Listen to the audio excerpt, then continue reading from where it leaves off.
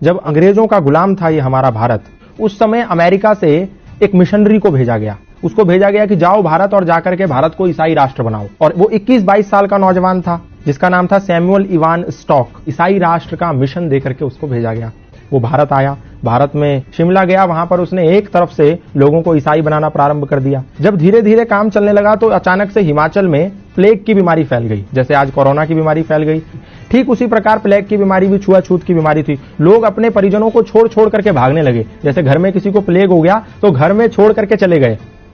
तो ऐसे ही जब देखा सैमुअल इवान स्टॉक ने कि जब ऐसी परिस्थिति पैदा हो गई कि लोग अपने परिजनों को छोड़ छोड़ करके भागने लगे, उस समय वहां पर एक समाज सेवी थे जिनका नाम था पंडित रूलियाराम। वो पंडित रूलियाराम निस्वार्थ भाव से ऐसे लावारिस पड़े लोगों की सेवा कर रहे थे। तो सैमुअल इवान स्टॉक ने देखा कि पंडित रूलियाराम एक खाट के पास हैं जहां पर एक वृद्ध आदमी को लेटा हुआ है और वो प्लेग के मारे तड़प रहा है और उसके गले में एक गिल्टी हो गई है जिसके मारे उसको तड़पन हो रही है।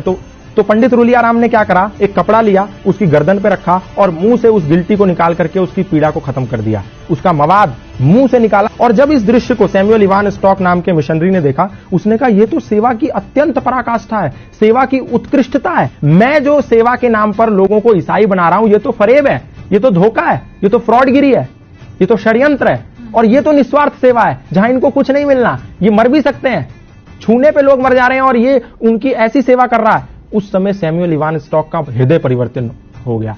तो उनने पंडित रूलियाराम से कहा, सैमुअल इवान स्टॉक ने, कि ये क्या सिद्धांत है, कौन से ऐसे सिद्धांत है जिसके चलते आपके अंदर इतनी तन्मयता, इतनी तल्लीनता है लोगों की समाज की सेवा के प्रति। तो पंडित रूलियाराम ने कहा, ये सनातन धर्म के सार्वभौमिक सिद्धांत हैं जो हमें मानवतावाद का उपदेश देते हैं और मैं वही कर रहा हूं।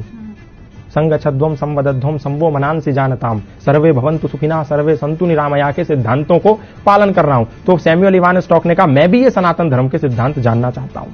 तो सैमुअल इवान स्टॉक को पंडित रूलियाराम ने सत्यार्थ प्रकाश दिया, द लाइट ऑफ ट्रुथ नाम की एक पुस्तक दी। बोला तुम ये पढ़ो और तुम्हें सनातन धर्म का पूरा सारांश पता चल जाएगा कि सनातन है क्या। सैमुअल इवान स्टॉक ने उस पुस्तक का अध्ययन किया। अध्ययन करने के बाद ऐसा हृदय परिवर्तन हो गया कि आया तो था वो भारत को ईसाई राष्ट्र बनाने, वो भारत को आजाद कराने की लड़ाई में कूद पड़ा। और जब वो लड़ाई में कूद पड़ा तो अंग्रेजों ने उसको जेल में बंद कर दिया। जेल में बंद कर दिया तो उसकी मुलाकात लाला लाजपत राय से हुई। जेल से निकल के आने के बाद उसने पंडित रूलियाराम से मिला और बोला कि मैं अब सनातन धर्मी बनना चाहता हूं और मैं अपना नाम भी, क्योंकि आपने जो मुझे सत्यार्थ प्रकाश दी थी, द लाइट ऑफ ट्रुथ, उसको पढ़ने के बाद मेरा हृदय सनातन की और श्रद्धा से भर गया है। तो मैं नाम भी अपना उसी सत्यार्थ प्रकाश से अभिप्रेरित होकर रखना चाहता हूं। अपना नाम सत्यानंद रखना चाहता हूं। और वो व्यक्ति सत्यानंद आर्य सन्यासी बन गया और भारत में रहकर के मृत्यु पर्यंत सनातन धर्म का प्रचार करता रहा। आप सोच के देखिए कि एक व्यक्ति जिसको भारत को ईसाई मुल्क बनाने के लिए भेजा गया था, लोगों के साथ छल कपट करके, वो व्यक्ति सनातन धर्म का प्रचारक बन गया। उसने अपनी पत्नी को भी सनातन का प्रचारक बना दिया। अपने घर के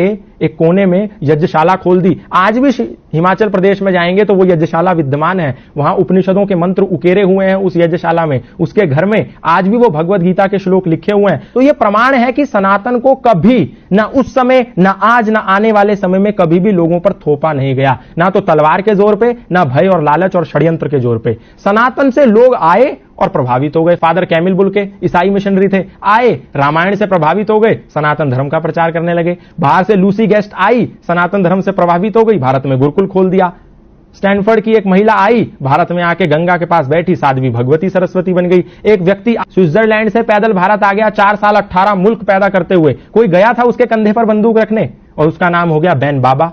ऐसे बहुत सारे उदाहरण है, मैं बताऊंगा तो समय कम पड़ जाएगा। सनातन को कभी भी किसी पर थोपा नहीं गया। लोग आए, खुद बन गए।